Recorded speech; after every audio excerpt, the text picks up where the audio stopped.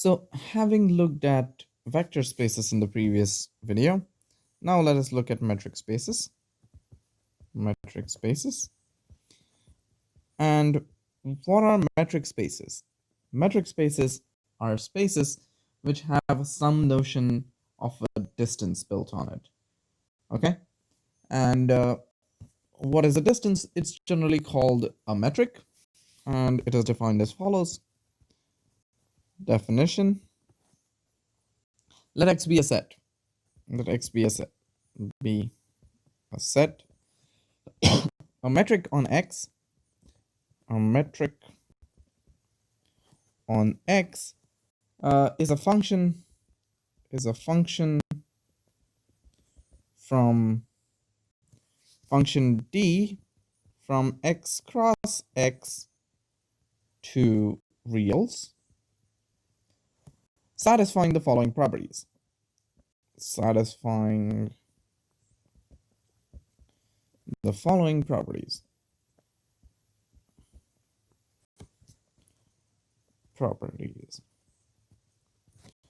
First, non-negativity.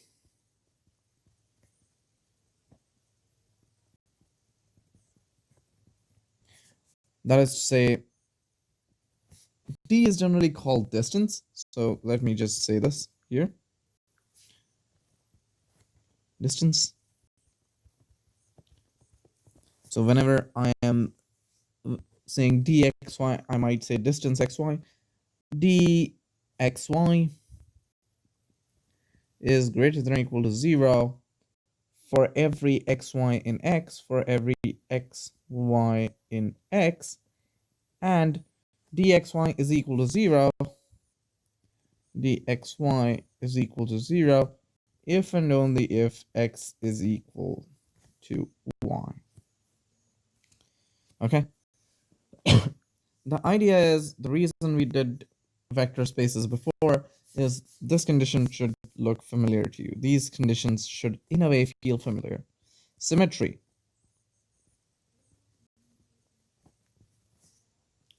D of xy is equal to d of yx for every x comma y belonging to x. Okay? And 3, most importantly, triangle inequality. Triangle inequality. Which says d of xy is smaller than or equal to d of xz plus d of zy. zy for every x comma y comma z belonging to x. Okay? A space together with a metric D, set X together with a metric D metric D is called a metric space. Is called a metric space.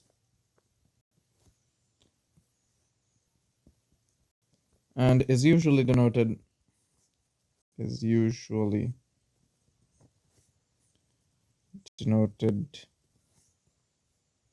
XD. Okay?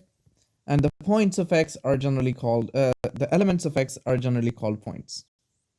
The elements of X are generally called points. Okay? And we generally call D as the distance function. Okay? Let us look at some examples. Example. The most common example that we have is any normed vector space. Any normed vector space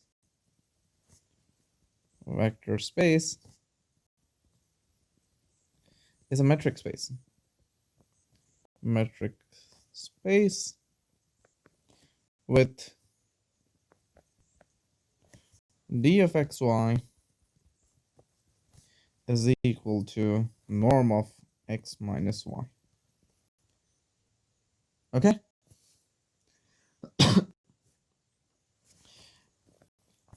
I will let you check that this is indeed, it satisfies all the properties of a metric. Okay? Check. This is indeed a metric. Okay? Most of the properties are really easy. All the three things you have to check are non-negativity, which is guaranteed, symmetry, which is guaranteed because norm of negative x is norm of x. The only thing that would be relatively slightly non-trivial is the triangle inequality, which is obvious as soon as you actually write it down. Okay, so that is, any normed vector space is a metric space. However, the reverse is not true. Not every metric space is a normed vector space. Is a normed vector space.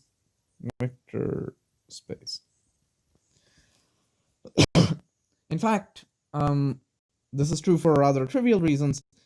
X need not even be a vector space. In fact,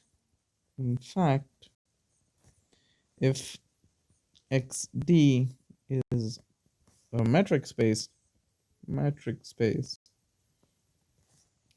X need not even be a vector space.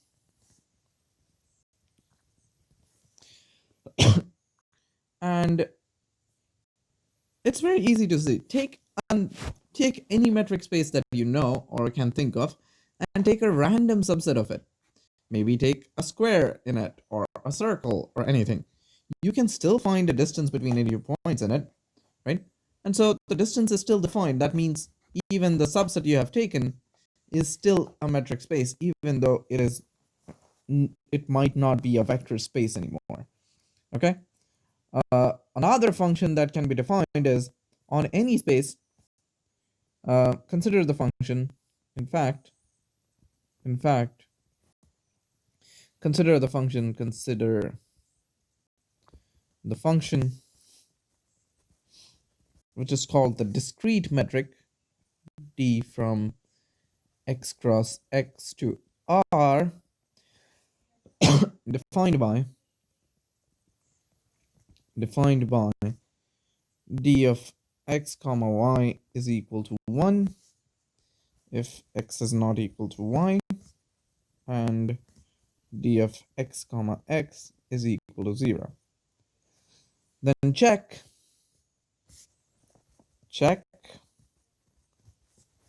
this is a metric. This is a metric. Okay, on any set x,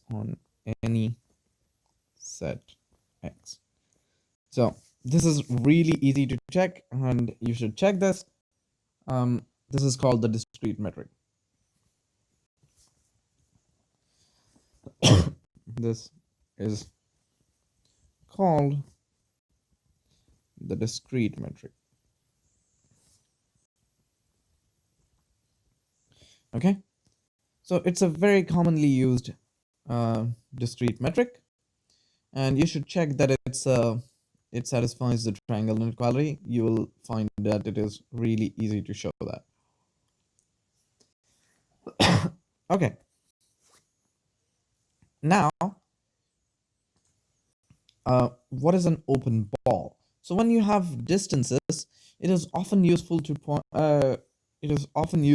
talk about what are points close to a given point x. Okay, so open balls in balls in a metric space. In a metric space.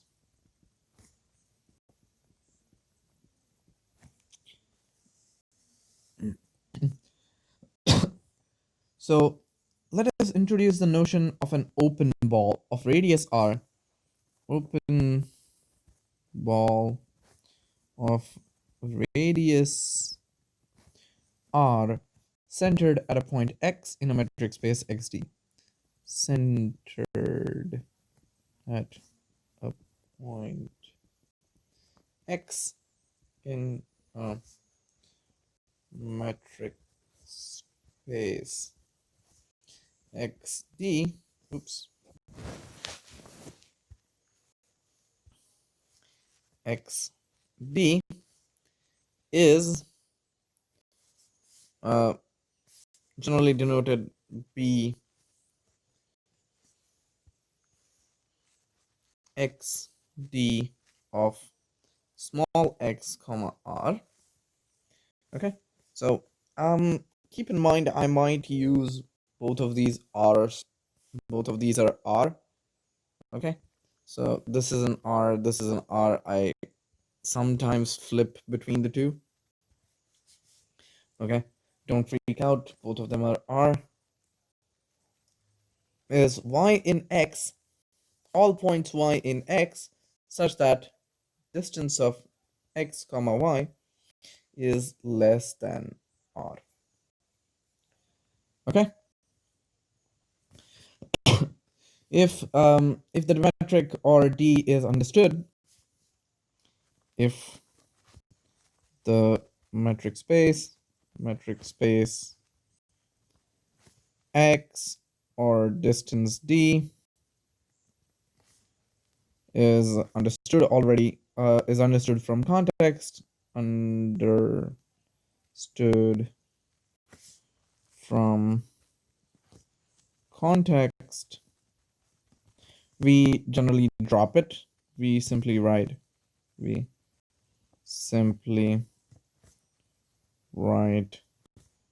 bx of x comma r or bd of x comma r. If both are understood,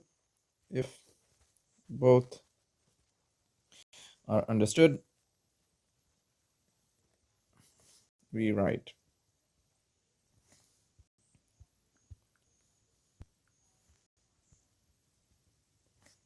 b of x comma r. Okay, so sometimes we will write b of x comma r to if the metric is already known, if you know what we are talking about. If it is not entirely clear what we are talking about, we might say, oh, it is this, but generally I will just write b of x comma r. Okay, now example first. Note that the ball might not always look like a ball. Even in Euclidean spaces, it might not always look like that.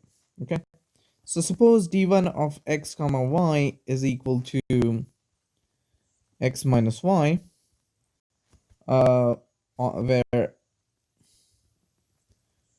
dot is the Euclidean norm, is Euclidean norm, then the ball looks like a ball of radius r.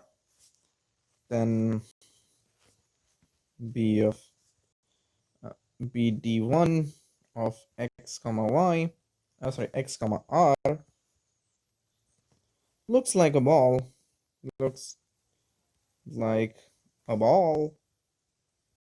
of radius r in R2, maybe, for example. In R2, for example. Okay? i.e. a circle. If it was in R3, it would look like a proper ball. Okay? But this is not always the case.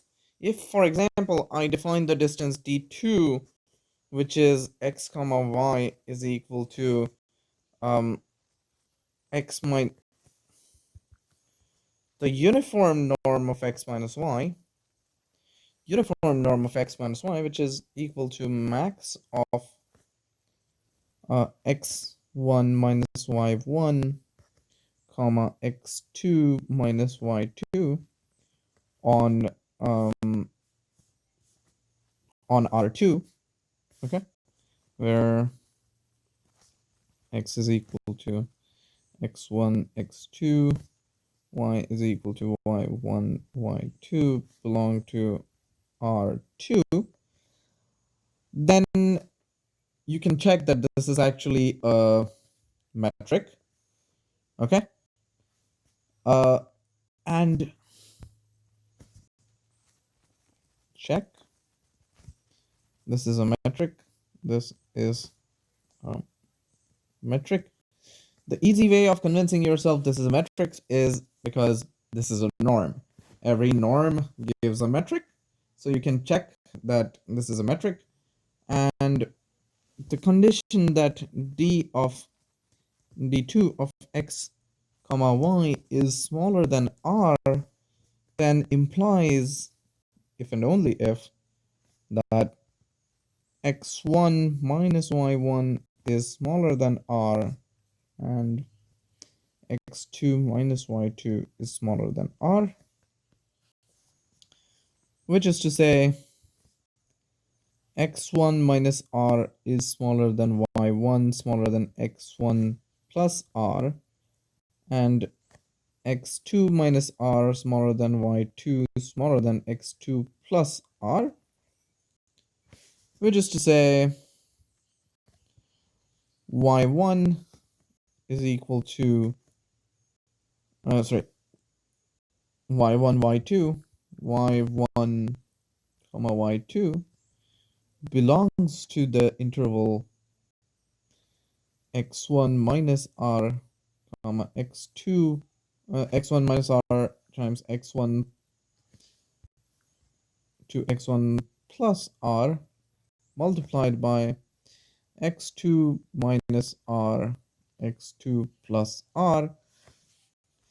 And if you notice, which this is a square, which is a square of side length to r. So a ball in D2, therefore a ball be D2 of x comma r is a square of length to r. Okay, so it need not always look like a ball. Okay, the ball can look like various different things depending on the metric. And yeah,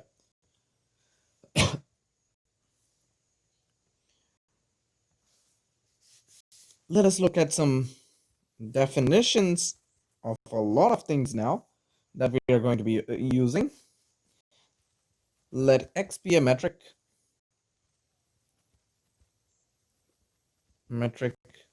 space, and all points mentioned in all points and sets mentioned below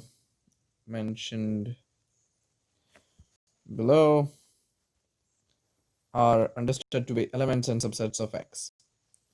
Understood to be elements and subsets of x. Okay, in that case, here's a lot of definitions. A neighborhood,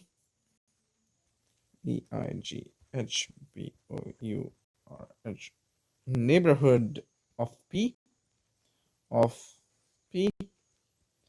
is a ball of P is a set. So is a ball B P comma R. Okay, so for some R greater than 0, whenever we say a neighborhood of P, it is going to be some ball of radius, some ball of some radius R greater than 0 centered at P. Okay, a point P is a limit point of E, is a limit point of a set E, if every neighborhood of P, every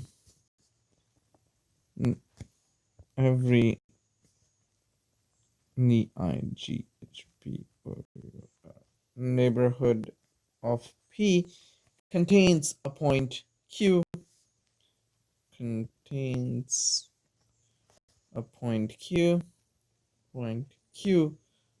not equal to P, such that Q belongs to E. Okay, so what that means is, however close you get to P, you can always find a point Q of E next to P. Okay, these Q's will be different depending on how close a neighborhood you're taking, because you could say, oh, here's a point Q, I can always take the distance PQ and look at half the distance. I'm looking at a ball of half the distance. Now this original point Q is no longer in it, but if it's a limit point, there should be another point, maybe called Q1, which is in this distance. Okay, if P belongs to E and P is not a limit point of E, P is not a limit point of E, then P is called an isolated point of E. Then P is called an isolated point of E. Okay. Example, let E is equal to the set 1 over n, such that n belongs to n. Okay. Then 0 is a limit point of E. Limit point of E. And 1 is an isolated point of E. 1 is an isolated point of E. Okay. Notice 0 is a limit point of E, even though 0 does not belong to E. Okay. 0 is not an element of the set 1 over n, where n is a natural number, right? 1 is in the set E, but it is not a limit point of E. Okay. If you take under the standard Euclidean norm, if you look at the distance 1/4 or something from 1, the closest point to 1 is at 1/2. So there is no point in a distance of 1/4 around 1. So it is an isolated point. E is called a closed set. E is called closed. E is closed if every limit point of E is a point of E. If every limit point of E is a point of E. Is a point of E. Okay. So every limit point has to be a point in E. This does not mean that every point in E has to be a limit point. Okay. For example, if I take the set of a single point, then there are no limit points. Okay? But this set is still closed. A point P is an interior point of E, is an interior point of E, if there is a neighborhood of P, if there is a neighborhood N. Okay, let me just say a neighborhood of P, a neighborhood generally denoted N, whatever. Neighborhood interior point of E, if there is a neighborhood, if there is a neighborhood N of P such that N belongs to E.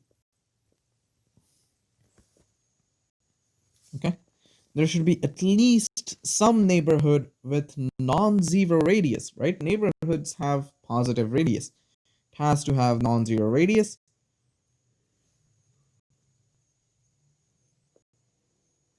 And it should be completely contained in E. E is open if every point of E is an interior point of E. If every point of E is an interior point of E. Okay. 7. The complement of E, the complement of E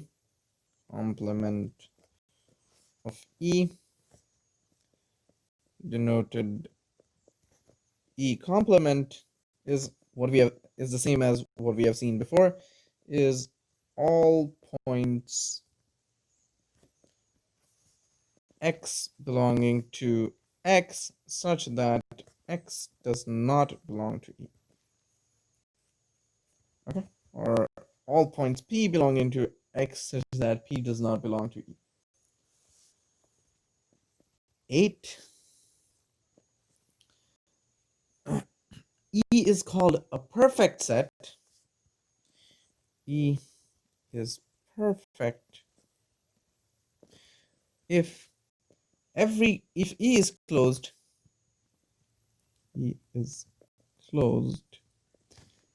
and every point of E is a limit point of E, and every point of E is a limit point of E.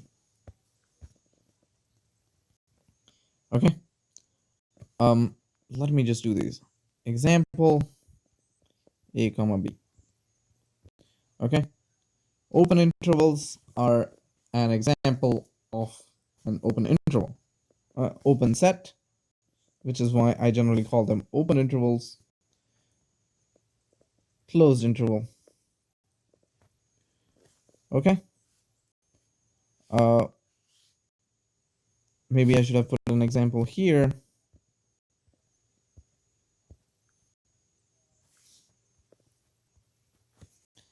Example. A closed interval is an example of this thing, but another example is just a point A union, or a set which is just a couple points, finitely many points. Okay, that is also a closed set. 8. Then 9. E is bounded. E is bounded if, now this is slightly different than bounded above. Bounded in a metric space does not mean bounded above or bounded below. It means bounded on both sides. If there is there is a real number m and a point p belonging to E, or p belonging to x actually, doesn't even need to be in E, such that the distance for p q is smaller than m for every q belonging to E. Okay. A very small point of why p needs to be in x rather than E is because this means that an empty set is also bounded. Okay. If you had said, oh, p has to be in E, empty set would not be bounded. Okay. Otherwise, these are the same definitions. Replacing x with E at p belonging to x or p belonging to E works for everything except the empty set. Okay, that's why it's a special condition. E is dense in x.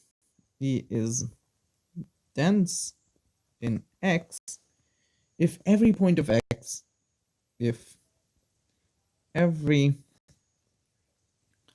point of x is a limit point of E, is a limit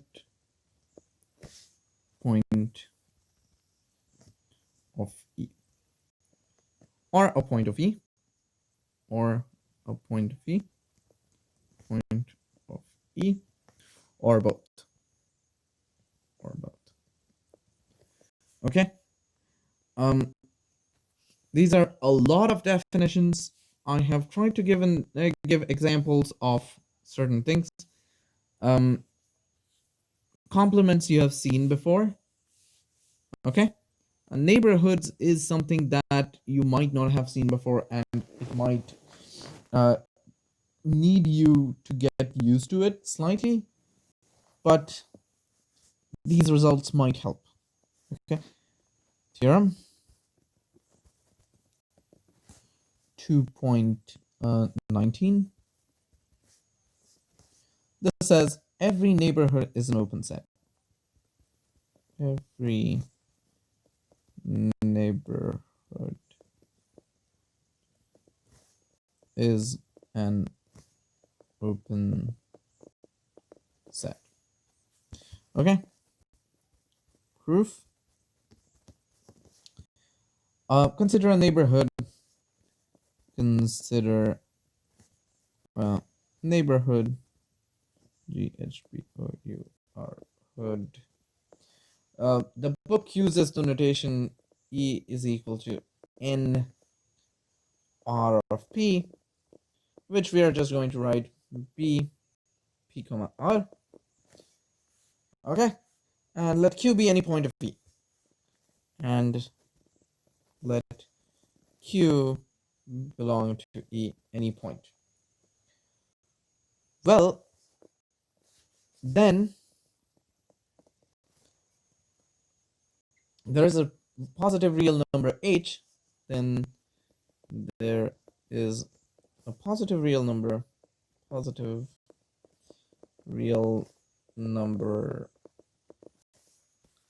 H. I can just say there exists, then there exists, then there exists H greater than 0, such that distance of P comma Q is equal to R minus H. Right? Or for sake of using the same R minus H. Okay? Because Q is in the ball E, right? So there has to be some distance between P and Q, and it cannot be more than R. It has to be less than R. So for all points S, for all points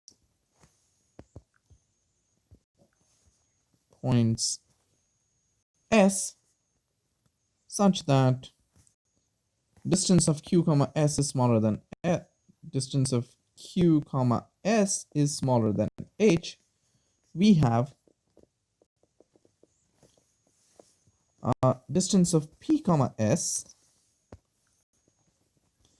is smaller than or equal to distance of p comma q plus distance of q comma s, which is equal to, well, actually this is strictly smaller than r plus h, no sorry, r minus h plus h. So distance of p comma q is exactly equal to r minus h, but distance of q comma s is strictly smaller than h. So this distance is smaller than r minus h plus h, which is exactly equal to r.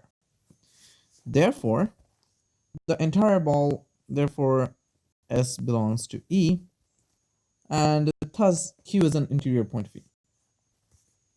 Therefore, and the neighborhood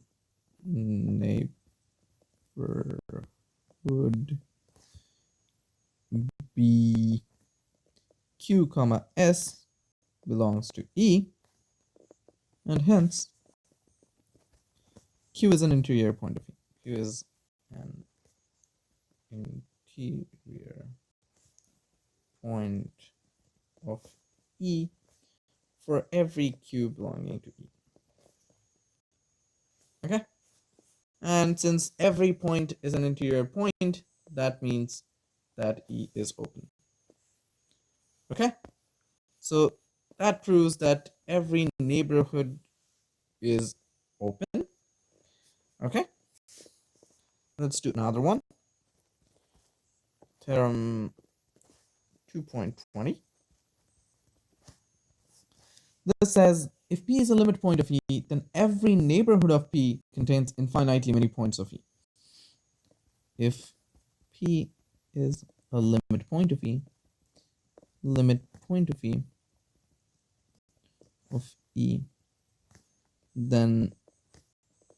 every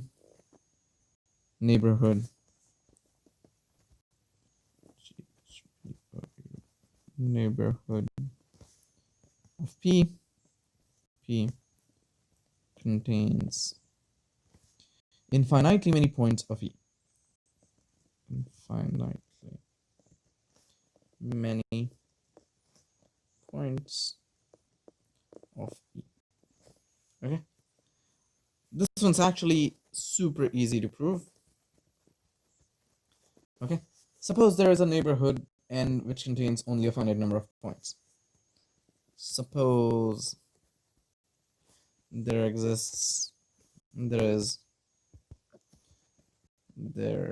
is a neighborhood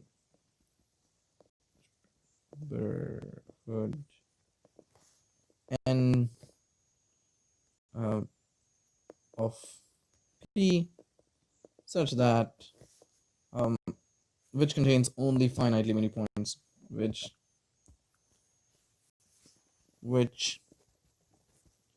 contains only a finitely many points, not a finitely many points, E1 Q1 to Qn, Q1 dot dot dot Qn of E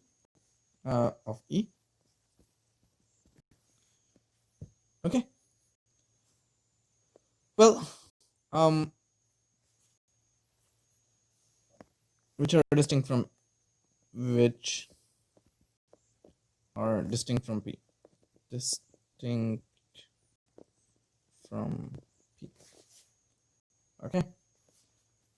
Then let R is equal to minimum of distance P comma Qi. Okay. 1 smaller than or equal to I, smaller than or equal to N. Well, This distance is clearly positive since none of them are equal to p. So then r is greater than 0 and p of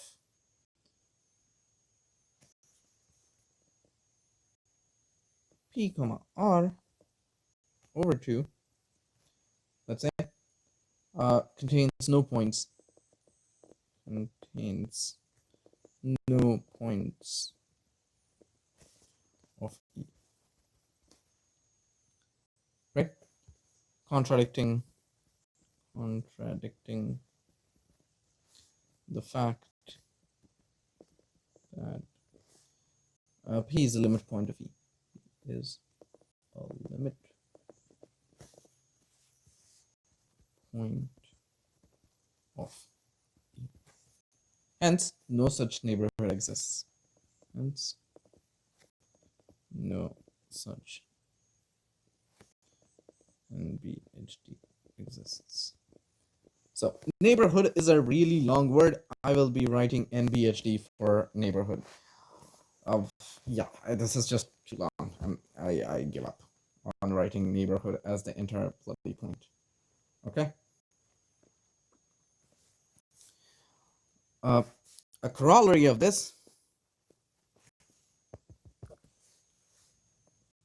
exists. Hence, proved. Corollary, COROLLARY. A finite point set has no limit points. A finite point set has no limit points,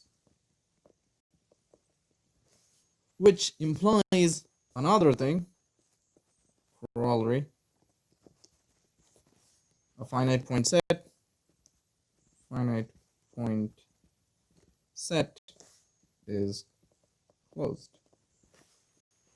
If there are no limit points, then all the limit points are in your set, right? This is a vacuously true statement. And so, if all the limit points are in the set, it is closed. Okay. The next theorem in the book is something that we have seen before. It's basically De Morgan's laws. I am not going to be writing it down or proving it before. You should have done that from the exercise last week. So let us move on to the next theorem. Theorem 2.23, which says a set E is open if and only if its complement is closed.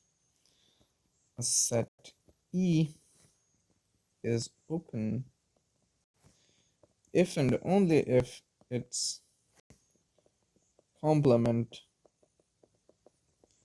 is closed. Okay. Proof. Suppose E complement is closed. Suppose E complement is closed. Okay. That means E complement contains all its own limit points. Okay. So suppose choose x belonging to E. Then, well, x does not belong to E complement. Then x does not belong to E complement, right? And x is not a limit point of E. So x is not a limit point of E complement. Therefore, there is a neighborhood N. Therefore, there exists neighborhood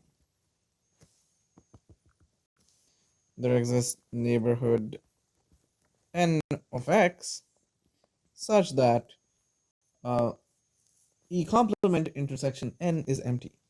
E complement intersection N is empty.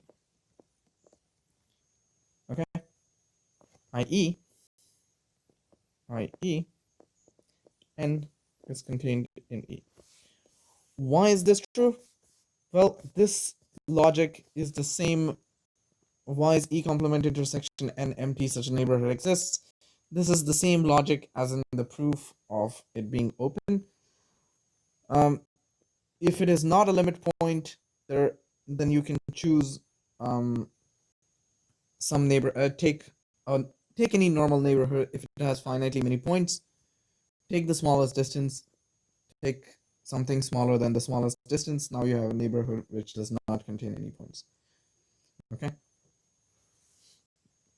Or you can in fact argue using the definition.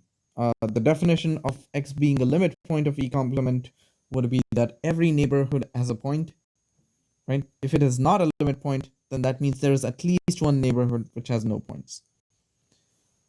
Okay, that is actually a better way to argue.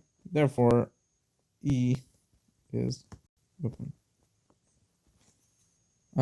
Sorry. Therefore, X is an interior point. This is an interior point, and hence E is open. Okay. Now suppose this showed E closed implied it is open. Now suppose it is open. Suppose E is open. Let X be a limit point of E complement. Let X be a limit point of E complement. Okay. Then every neighborhood of X contains a point of E complement. Then every NBHD of X contains a point of E complement. Therefore, no neighborhood, no NBHD is contained in E. Contained in E. Right? No neighborhood of X is contained in E. Therefore, X is not not an interior point. Interior point of E. Since E is open, since E is open,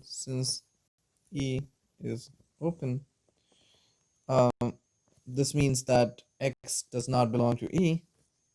Therefore, X does not belong to E, implying X belongs to E complement. Okay. Therefore, every limit point of E complement is an E complement.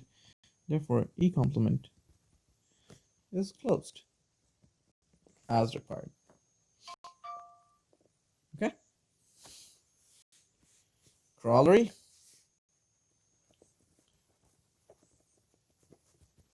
This is a super direct consequence.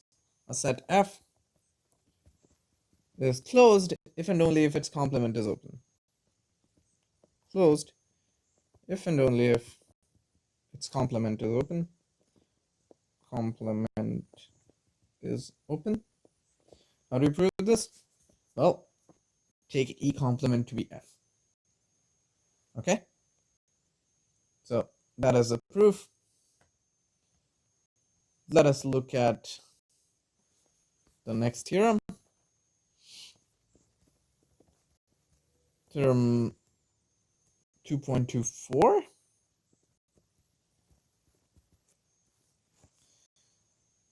For any collection of open sets A, for any collection Gn, for any collection of open sets Gn, let me rephrase this. Any collection Gn of open sets, the union Gn is open. Union n of Gn is open. Okay, which is to say, arbitrary union of open sets is open for any collection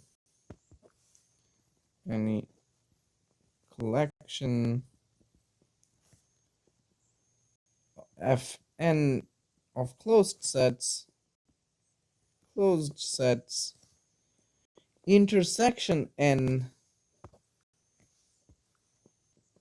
of Fn is closed. Arbitrary intersection of closed sets is closed. For any finite collection,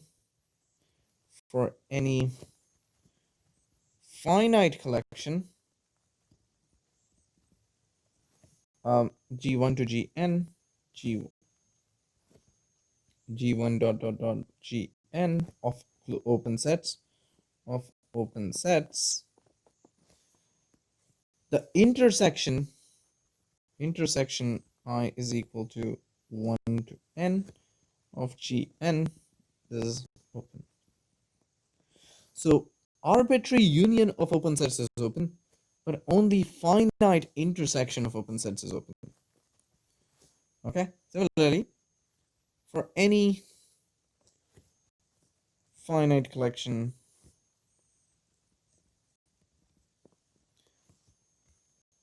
F1 to Fn of closed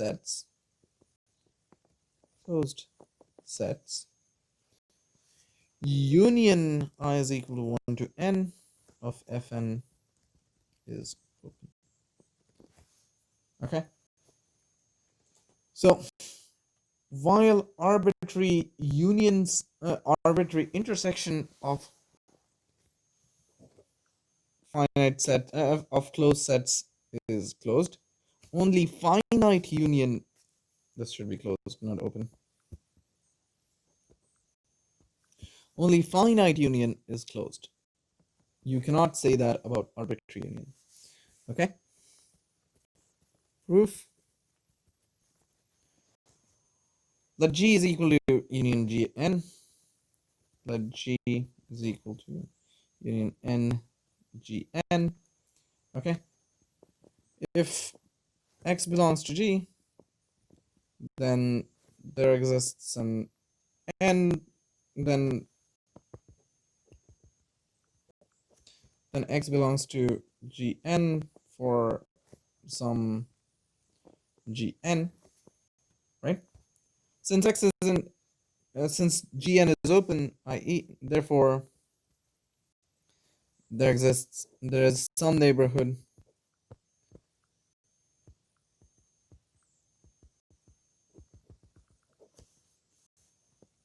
therefore there is some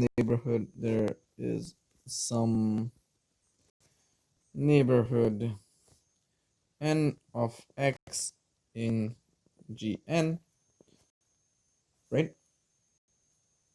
Therefore there is some neighbor, i.e., interior point,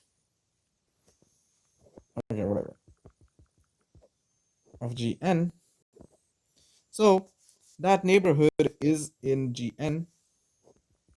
X contained in Gn. Therefore, n is contained in G, i.e., X is an interior point of G. Interior point of G for every X belonging to G. Therefore, G is open.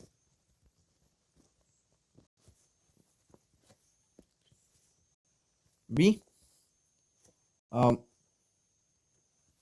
Intersection of n Fn complement is equal to union n Fn complement by De Morgan's laws. laws. Okay, and Fn complement is open as Fn is closed. Therefore,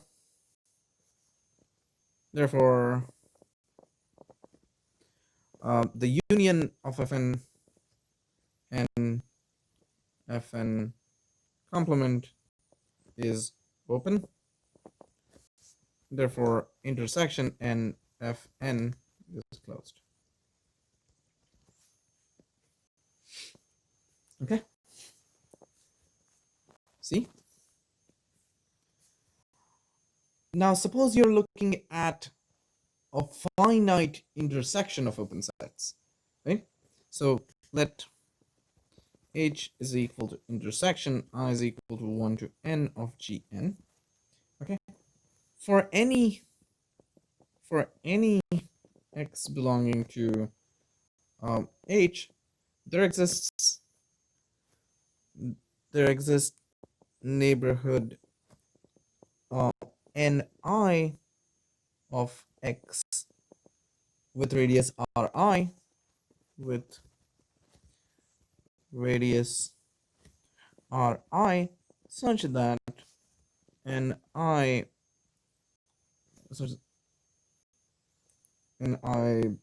is equal to B of x comma Ri is contained in Gi for every I is equal to 1 to n. For every I belonging I in 1 to n, so 1 smaller than or equal to I, smaller than or equal to n. Okay. Let R is equal to minimum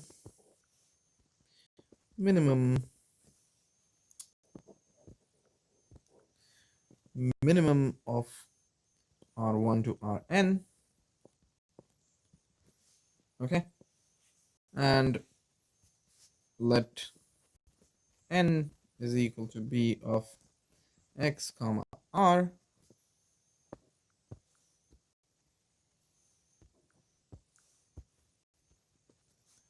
then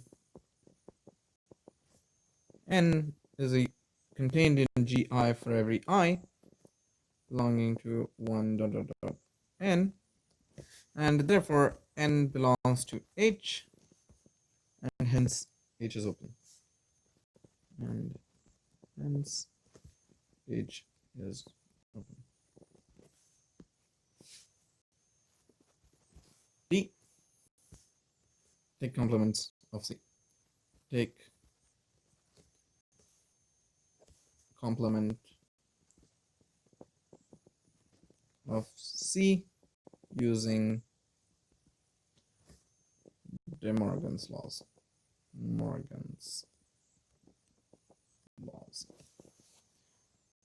Okay, I'm not going to bother about that final part. So now, example. The last part can be confusing.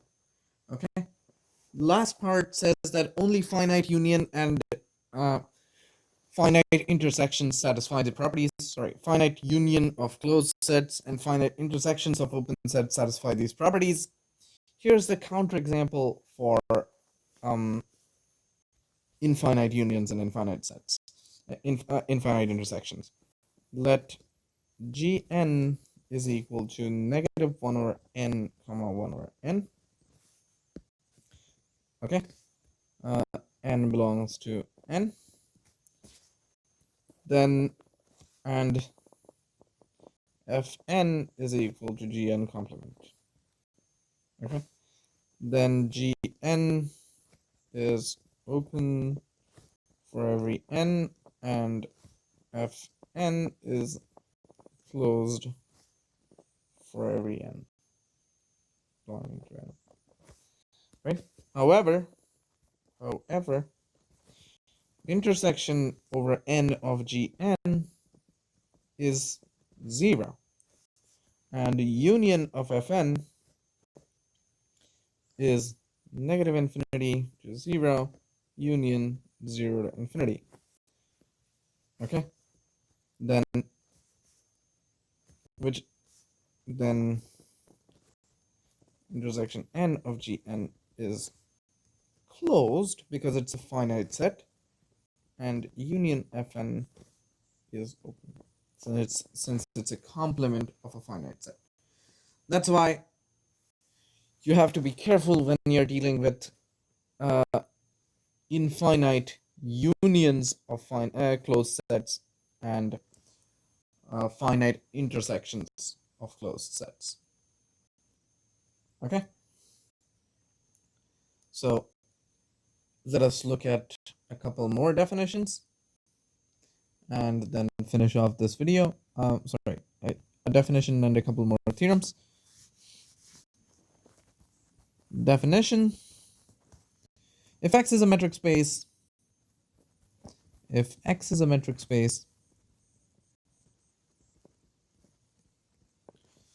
and E belongs to X,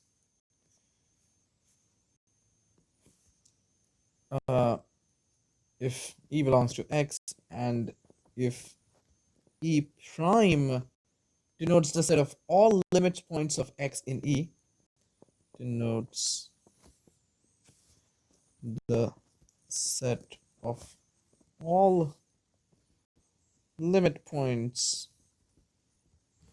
of E in X, then the closure of E,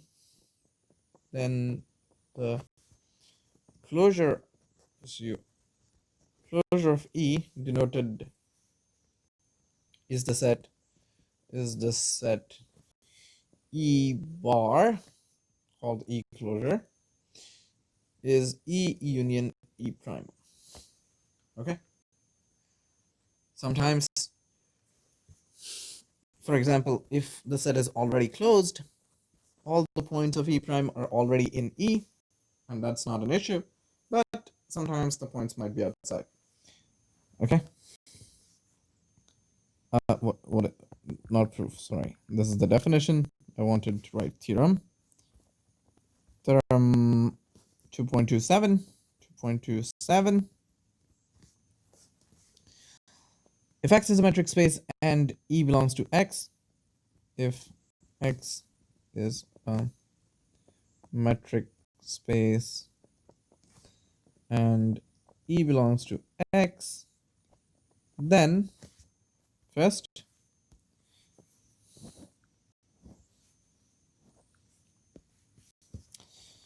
E closure is closed.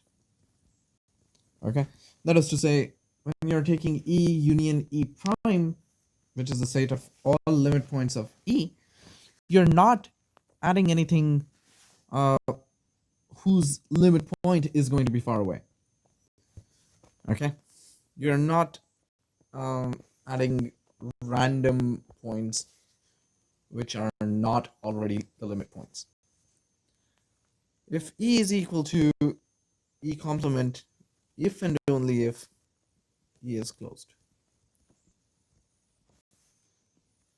Well, part B follows from part A very trivially,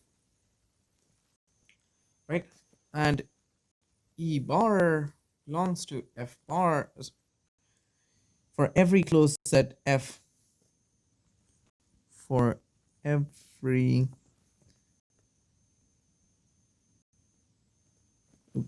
this should not be F bar. E bar belongs to F for every closed set F contained in X such that E is contained in F. Okay, so if E is contained in a closed set F, then E closure is also contained in sorry about that. If E is contained in a closed set F, then E closure is also contained in F. Okay? Proof? Let's prove one. If P is an X, if P belongs to X, and P does not belong to E complement, then E is neither a point of X nor a limit point of E. Then P does not belong to E, and P does not belong to E prime, right? Therefore, it's not a limit point of E, hence P has a neighborhood, hence P has a neighborhood which does not intersect E, which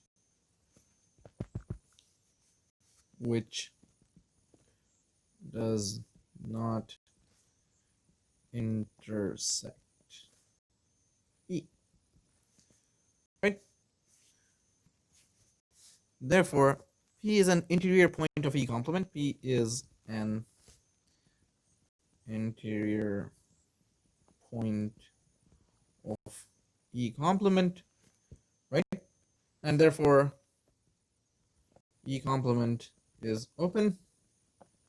Therefore, E, not E complement, but E bar complement. E bar complement is closed. Therefore, E bar is closed. E bar complement is open. Therefore, E bar is closed. Second, well, if E is equal to E complement, then well, E bar is closed, so E is closed. And yeah, this is, if E is closed, E prime is contained in E, trivial. Okay. Now third, if F is closed, if F closed and F contains E, then F also contains E prime, right? Because F is closed, so it contains every single limit point. Therefore, F contains E union E prime is equal to E bar. Okay, and that's all the three properties. 1 and 3 imply that E bar is the smallest closed set containing E.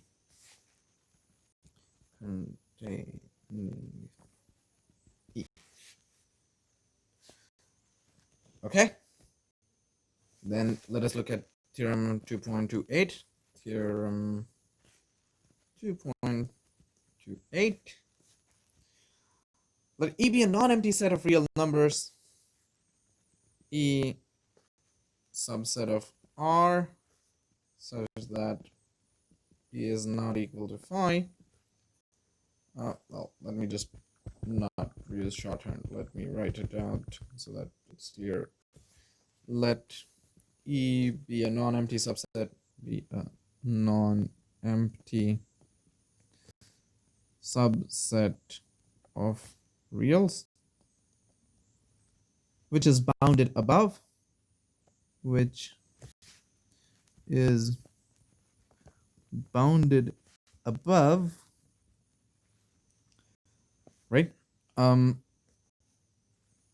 Then if it is a subset of reals which is bounded above, we know that the supremum exists. So let Y is equal to supremum of E. Okay.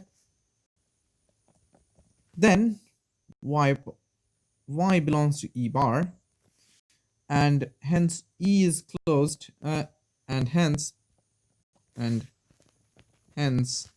Y belongs to E if E is closed. If E is closed. Proof. If Y belongs to E, then Y belongs to E bar. If Y belongs to E, then Y belongs to E bar. Right? So assume that Y does not belong to E. Assume y does not belong to E. Okay, then what does that mean? That for every h greater than 0, there is some neighborhood, there is some point which is, for every neighborhood, there's some point which is, okay, let's just write it down. So for every h greater than 0,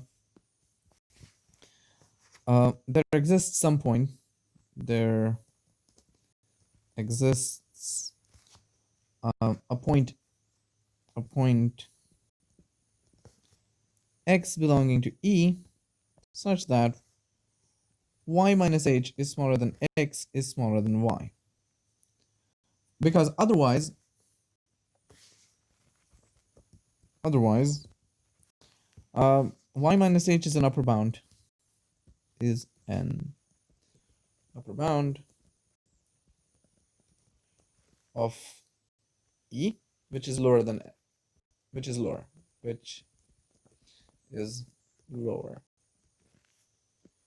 right? What does that mean? Well, if this means that every neighborhood of x contains some point, or every neighborhood of y contains some point x of E, right? Therefore, every neighborhood of y is containing some point x of E, and hence y is a limit point of E. Therefore, y is limit point of E, Therefore, y belongs to E prime, implying y belongs to E bar as required.